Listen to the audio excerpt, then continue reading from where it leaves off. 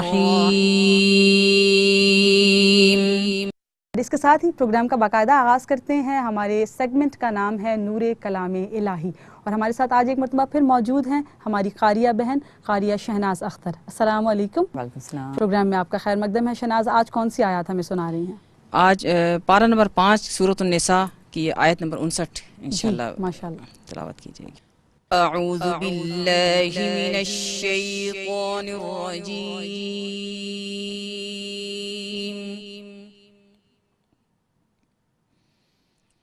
بسم اللہ الرحمن الرحیم،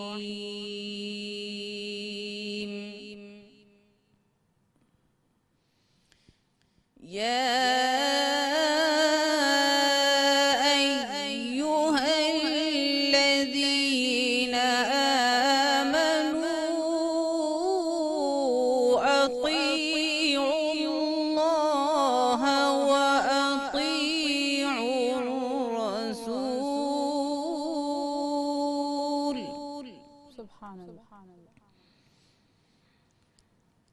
اطیعوا اللہ واطیعوا الرسول واولی الامر منکم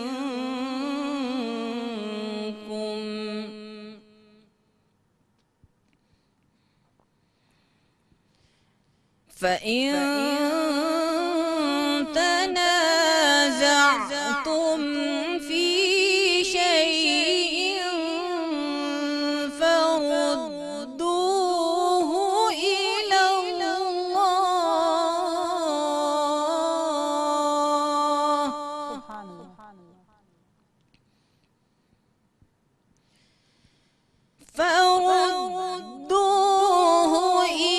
الله والرسول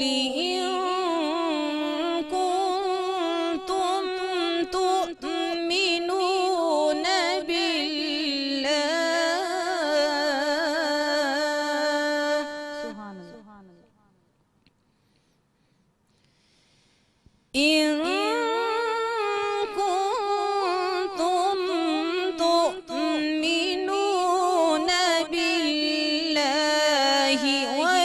واليوم الآخر ذلك خير وأحسن تأويلا صدق اللہ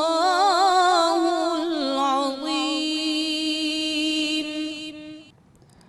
اے ایمان والو، تم اطاعت کرو اللہ کی اور اطاعت کرو رسول اللہ صلی اللہ علیہ وآلہ وسلم کی، اور ان لوگوں کی جو تم میں صاحب امر ہوں۔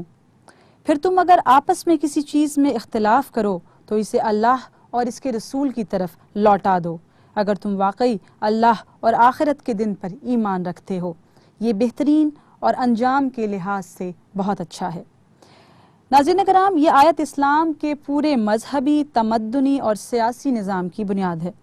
اسلامی ریاست کے آئین کی اولین دفعہ ہے۔ اس میں مدرجہ ذیل اصول بیان کیے جا رہے ہیں جو میں مختصراً آپ کے گوش گزار کرتی ہوں۔ اسلامی نظام میں طاقت کا سرچشمہ اللہ کی ذات ہے۔ ایک مسلمان پہلے اللہ کا بندہ ہے، باقی جو کچھ بھی ہے وہ اس کے بعد ہے۔ مسلمان کی انفرادی زندگی اور مسلمانوں کے اجتماعی نظام دونوں کا مرکز و محور اللہ کی اطاعت اور فرمانبرداری ہے۔ اسلامی نظام کی دوسری بنیاد رسول اللہ صلی اللہ علیہ وآلہ وسلم کی اطاعت ہے۔ یہ اطاعت بھی اللہ کریم کی اطاعت کی عملی صورت ہے، اس لیے رسول اللہ صلی اللہ علیہ وآلہ وسلم ایک مستند ذریعہ ہے جس سے ہم اللہ تعالیٰ کے احکامات اور فرامین پہچانتے ہیں۔